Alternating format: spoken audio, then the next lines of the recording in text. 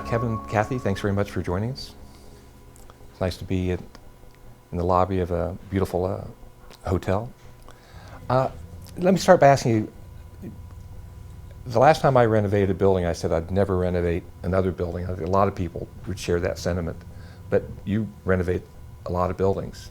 And furthermore, you put hotels and restaurants in them, businesses a lot of people say they would never touch. I'm just curious what explains that? Well, I think it kind of started 25 years ago, and we were in the business, but not in historic buildings. And the opportunity came, and when the opportunity knocked, it happened to be in a historical building, and we tried it, and it was something we really enjoyed. And it started very small. It started with one building on this block that we're in here today, and it's evolved over 22 years now to what you're experiencing as a product of hospitality, tourism, hotel, and restaurants. So over these 22 years, have you ever gotten to a point when you were done, and didn't have a project or another project coming? Never. There's always another project. It's kind of a running joke between Kathy and I that when I have another project, I dust her off, and away she goes again with the designing and I guess playing with the whole creative piece of what it should be, and at the end of the day, coming out the other end with something that's pretty special with the building and I think the use of it. And this is something that we think that is important in a community is buildings have a lifespan, and sometimes you have to take that building and make it a different use in a different era, because at the end of the day the economics and it has to work, and I think that's what we've been successful at doing, is making sure these buildings are restored properly, but also are able to be a function within the community and business sense.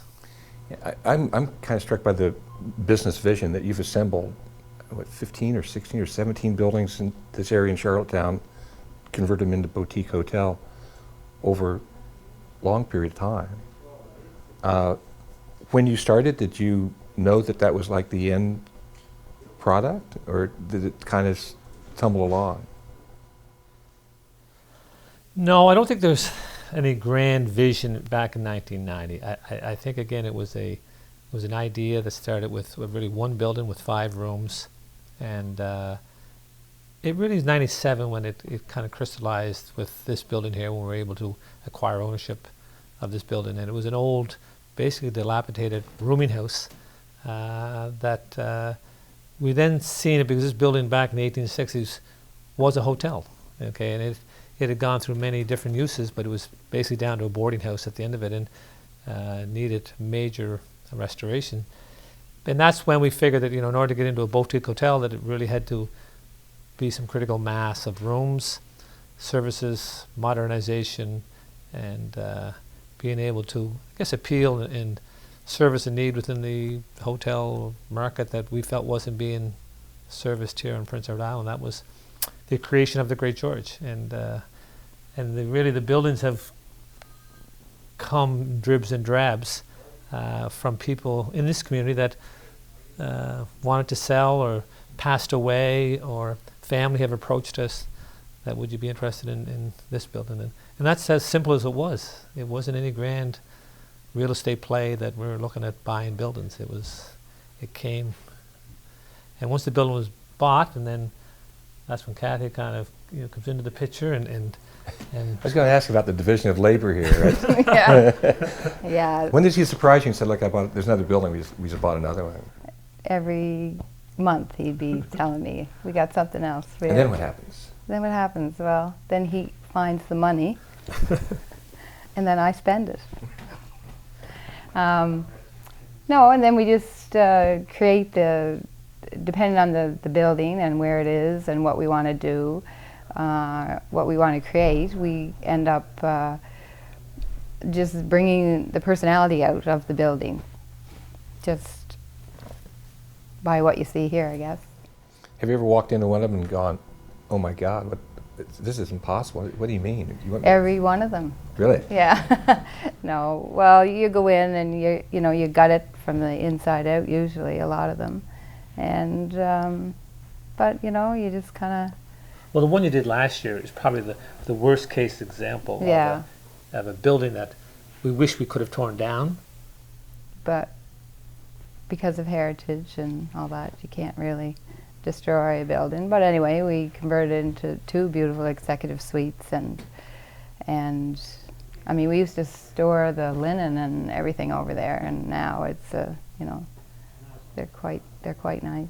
So what's the look on your husband's face when you tell him, no, that's not the budget. The budget's going to be 4 times that to do this right. I don't. How did you know it was 4 times? I don't really tell them. I just, there's usually a focal point that I want to, so it's a wow factor when people walk in. So if I can get that off them, then I'm set. Then I can scale back on other things, but it's usually So when you're searching for that wow, I guess there's a certain risk in it. Is this really going to work? Is it going to? Can you tell me about one that really turned out perfect well, or great? Or you mean with the Great George? or any of the buildings? And yeah. Yeah. Well, I think they all have turned out pretty good. Like, there's not one. I mean, now we got this in '97, so of course now it's time to start doing them over again. Like the rooms, because and it's sort of ongoing. But you have a building that you did 10 years ago, and the wow factor isn't still there. Like there's you need to keep up and change. So when did you discover you either had a passion for design or aptitude for it? You didn't go to school. No, I don't have any training. I don't have any training, and I really wouldn't want to do it for anybody but our business, because I don't have anybody telling me that doesn't work, or that I can't use certain colors, or as long as it's close to the budget, then I can get away with doing it, So I don't really, I just enjoy it. And I guess my basic is just that we want people to feel at home. You were smiling. I take it you don't tell her she can't do that or that's not right. It doesn't No, work. I don't. I try not to, but at the end of the day, it's got to work as a economics. And I think I used the last one we did, the example of it was our maintenance shed that we did, and we got 2 units out of it. And but there's an amazing wow factor in that building when you walk in, and people just go wow. And when people say that you've accomplished something, and you've created a space that there's no one goes into those 2 rooms without saying wow. And it can be the detail of there's the granite on the cupboards, or the spa bathroom, or the bedroom with the big skylight. So there's these little details that Kathy has this unique talent to be able to be in the consumer's eyes a bit and say, okay, what is it that's going to make that wow factor? And so no, I think we are a great team, because it's being able to create the space, and this goes for the restaurants as well, is that when you're sitting there having a pint of beer and you're comfortable in that setting, it makes the beer taste even that much better. And You talked about wanting to tear one down. I would think when you go to your banker, the banker might say, look, this is really a cute idea, renovating heritage buildings and finding new uses for them. And while that might thrill urban planners, you just tear it down and build a Howard Johnson's, and it's all more, it's a much better investment, right? It's true, and I think that's something over the years that we've been able to, develop a little bit of a track record and credibility in what we were able to do. And I think when we first started, no question, bankers would look at it and say exactly that. That it costs you so much more a unit to do it that doesn't work. Whereas we know now that we take in probably more per unit than a regular, like Howard Johnson's you refer to, because of the design and the market we're catering to. So it didn't happen overnight, and I think even though I know now we with a lot of confidence when we look at a building and say, okay, what's it going to take to renovate it, and then what's the return on that as a business? And that's part of it. I think the other part of it is the overall thing we do here. There's part of that, but there's also this. I think there's this this commitment to this community and also to this district that we're in, and what history plays in Charlottetown and how we feel we're part of it. And we take a lot of pride in that. And this is something that when we created it and started it, we see it filtering out into residential homes and other people in this neighborhood that are just so proud to be here. And guess what they're doing? They're spending money on their properties because they want to make their property look good as well. And we see it, and it's contagious, this district.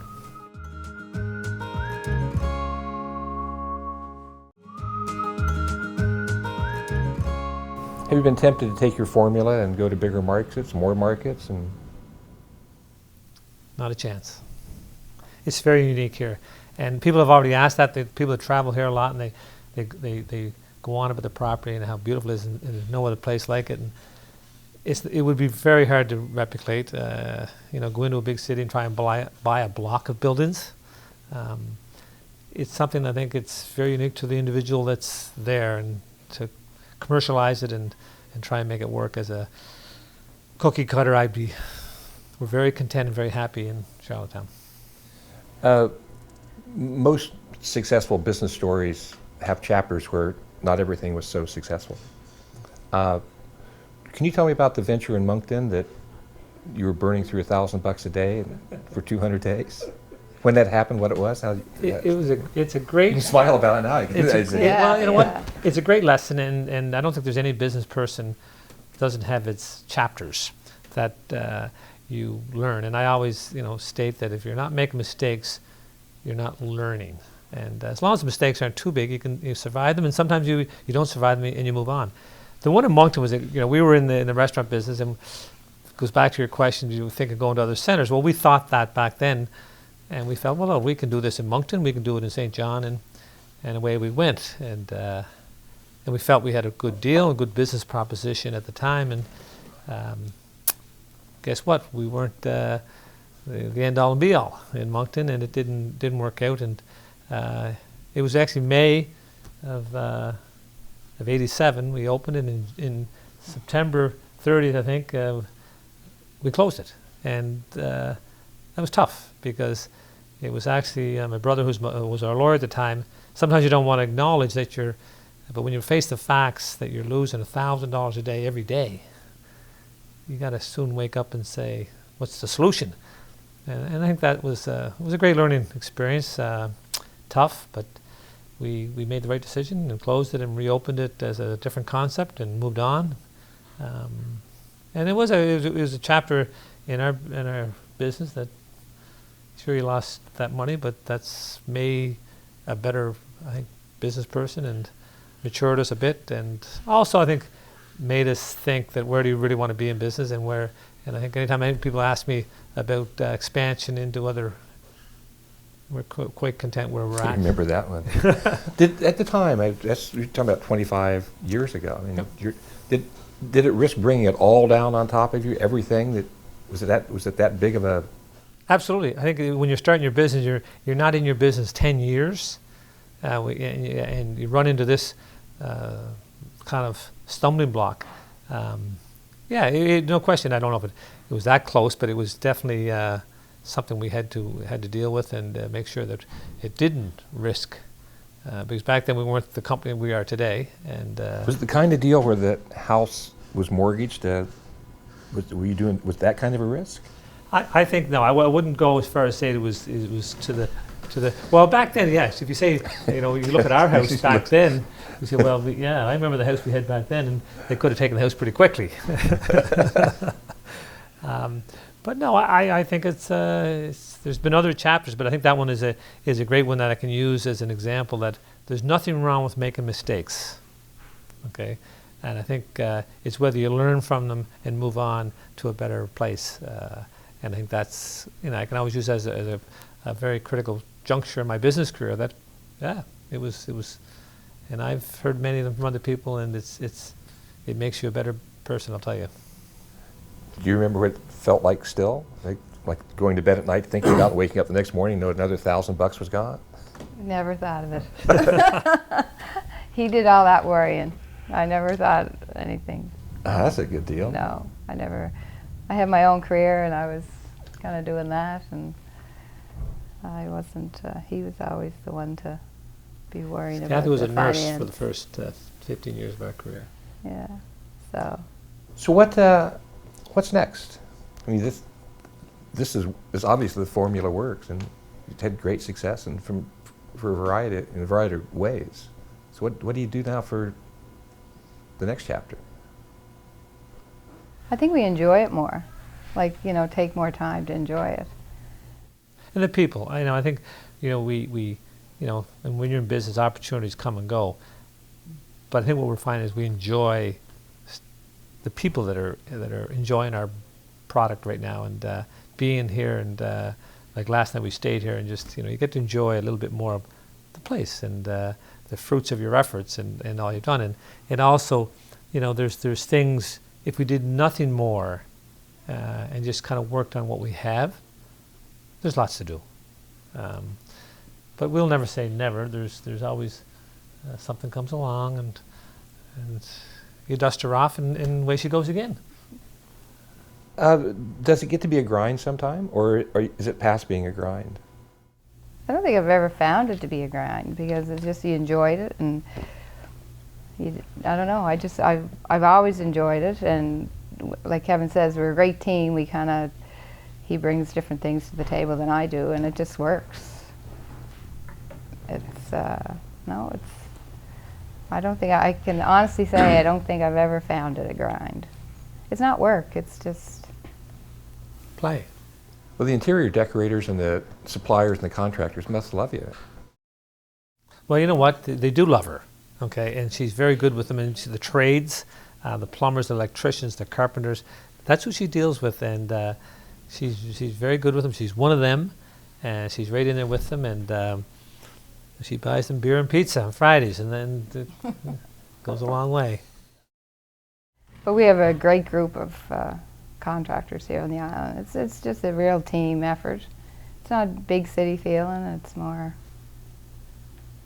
you know them personally as well. Like you've gotten to know them over the years, It's interesting. It's not a big city. By island standards, you are a big business. I mean, several hundred employees. But I guess on the other hand, it's still small Very business. small, yeah. Small thinking.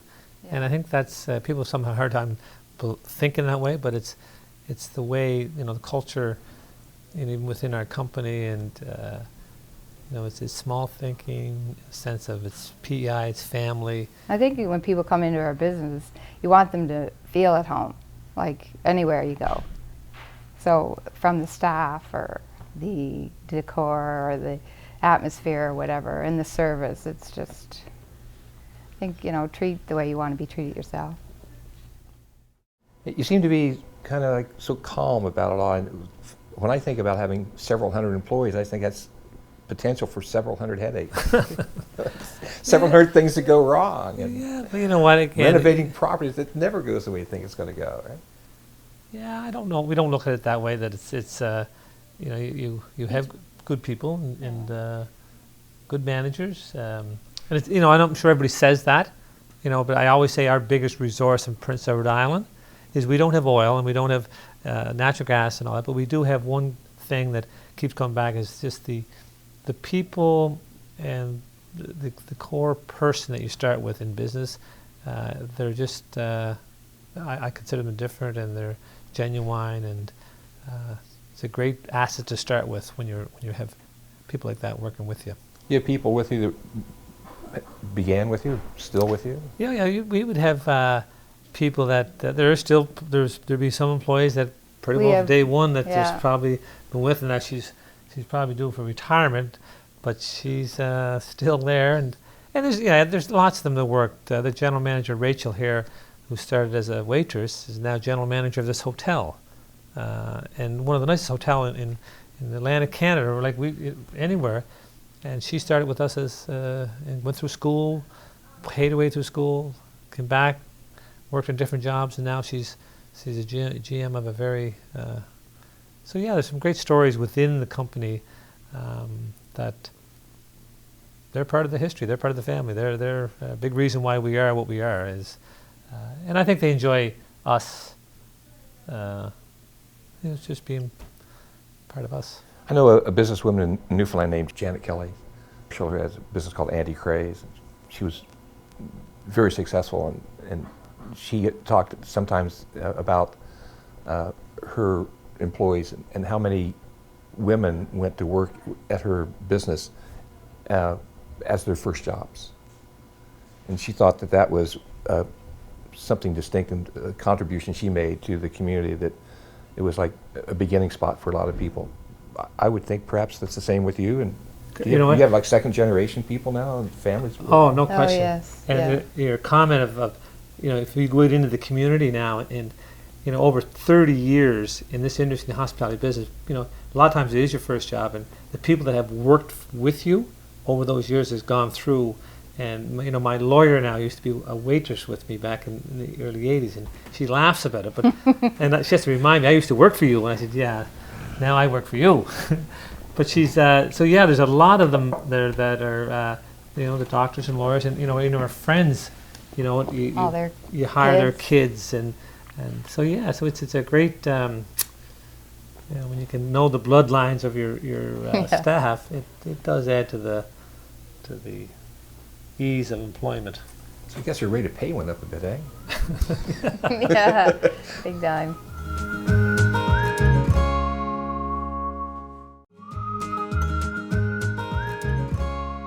I want to come back to the room we're in a bit, because I suspect people are watching this are looking at this furniture going, where did they get that? Where did that come? Well, a lot of it, when we opened in '97 here, and it was, there was myself and a girl, Joy Houston, who went to 55 auctions and got all the antiques. And then we just, picked, like she did an awful lot of work, and then I put it together. So she gave me the stuff and I put it together, so. 55 auctions here in the island. Yeah. I mean, a couple I think in New Brunswick as well, but yeah, it was mostly on the island, so she would go to all these auctions and get all these furniture, and we had a warehouse, and She laid them out room by room. because there was 24 rooms here, and that's what I would do, is set it all up, and because you had the blueprint of the room and the size, and so we just sort of put it all together that The way. auctioneer must have loved it when you walk through the door. She's here This again. is going to be a good night.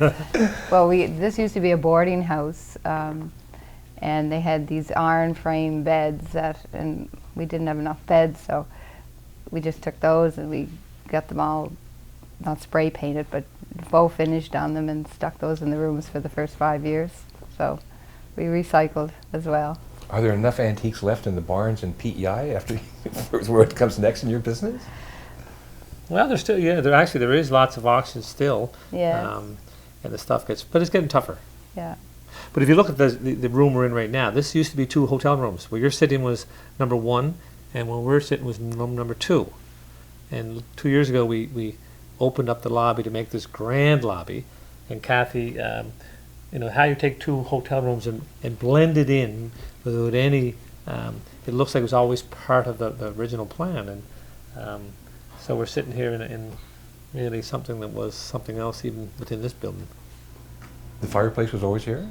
Or is that? No, 2 years ago. I just had a picture and I gave it to Carpenter. yeah, and he just did it just like I asked. So do you have like carpenters on your staff, in addition to people who run restaurants and hotels? You also have tradespeople that just work for you? No, we don't have our own tradespeople. No. They would say so, but no. Yeah, we keep them pretty busy. Yes, but there's probably They're electrician and plumber and independents. They Yeah. have their own independent companies, and but talented. yeah. Like the carpenter we used. This guy here was R.W. Woodworking, who's a specialized. But this wall over there was the local guy that we use, and he did phenomenal work. In the couple of minutes we got left, I want to come back to ask you like where the drive comes from, and we've talked about what you've done. But how do you explain why you two have done what you've done? Of all the choices you could have made, you could have kept on being a nurse. You could have.